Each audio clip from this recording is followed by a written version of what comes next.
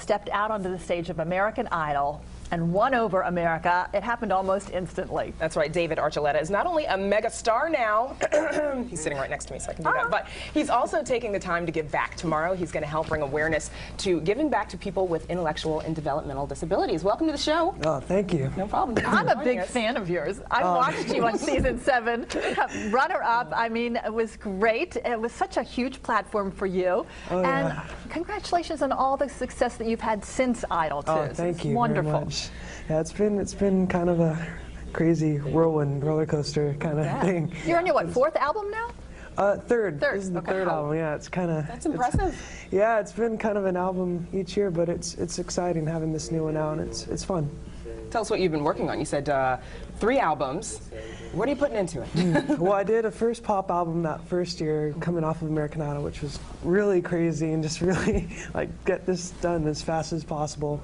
Then last year I did a Christmas album, and that was one of my favorite things I've ever done, just getting to do that and go on the Christmas tour. And then now I just have another pop album that just came out like a couple weeks ago, so it's called The Other Side of Down.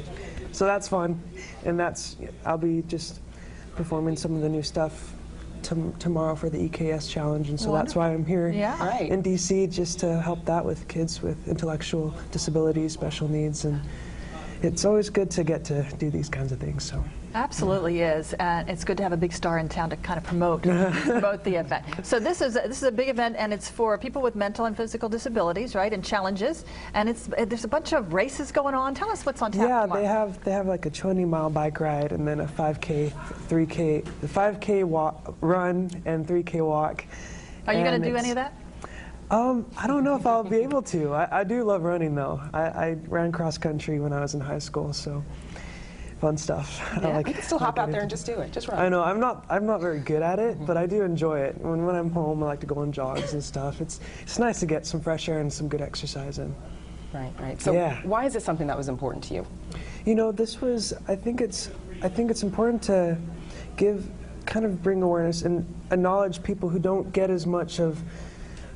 I think a lot of times people are forgotten and stuff, and people don't realize that, I think people with special needs and stuff, a lot of people just don't pay attention to that, and that I don't know. I just marginalized. Yeah, not they don't. Thought of. Yeah, exactly, and I think it's important to just give them the support that they need and the attention and just support, because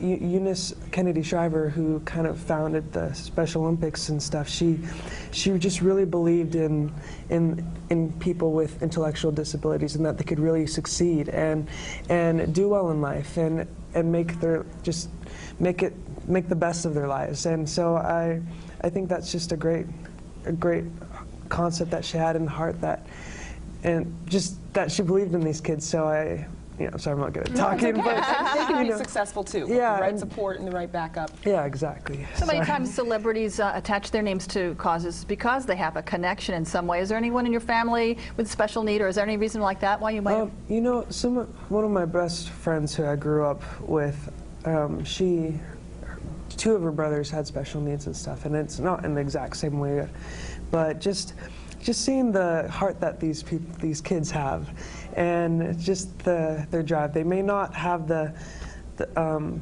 same capabilities exactly, but you learn so much from them, and they have a real light to them. So I think it's great to get to know them, and there's also the Best Buddies international organization where you can kind of just talk to these kids and get to know them and write to them and become friends with them.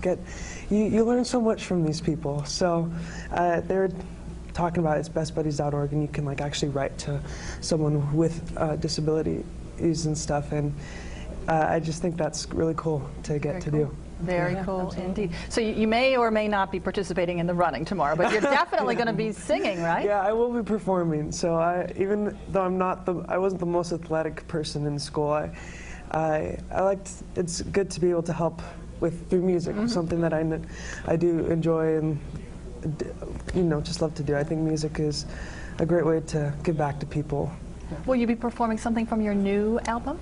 Yeah, I'll be performing a few things from the new album, so that'll be exciting. It's fun to get to do these new songs because I was a lot more involved with the writing of this album. So these songs mean a lot more to me lyrically, and it's just good to get a kind of, I wanted it to be positive and just have meaning to it, have substance, and still be kind of fun, but have that meaning in it. And so it's great getting to sing these songs live. Looking forward to it. Yeah, no, I was just going to say, for a man who's put out 3 albums in the last 3 years, I imagine you're really busy, so you probably don't have a whole lot of time to do these kinds of things, to lend your name or to volunteer for something. You know, I think, I don't know, these are sometimes the most special things you can do, and it's kind of what tops all this off, because music, for me, I feel like music is about giving back. It's about sharing and being able to help people out. So being able to do these kinds of things, it's kind of, it's what makes it all worth it, because you know, I don't think most people don't do music just to say I want to be rich and have all this attention.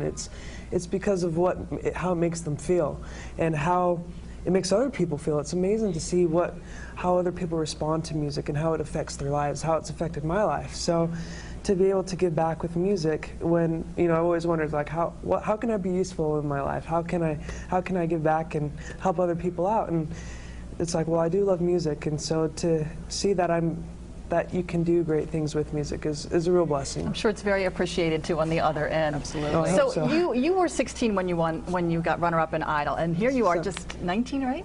Yeah, I'm 19 now, yeah. Okay, so 2-3 years?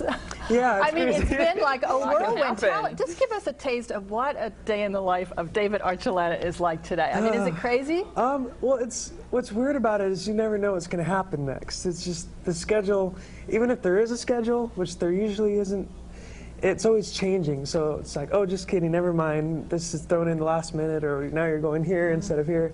So it's just like, You're on okay. Let's Talk Live. Yeah.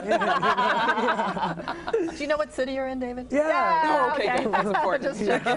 David Archuleta, you can check him out tomorrow. The event is the EKS Challenge. It's on the National Mall, and there's all kinds of great races going on. And if you don't want to race, you can come out and cheer on the contestants. Or just listen to David sing. Yeah, and listen to David sing, of course. Thanks so much for coming in today. Thank you for having me.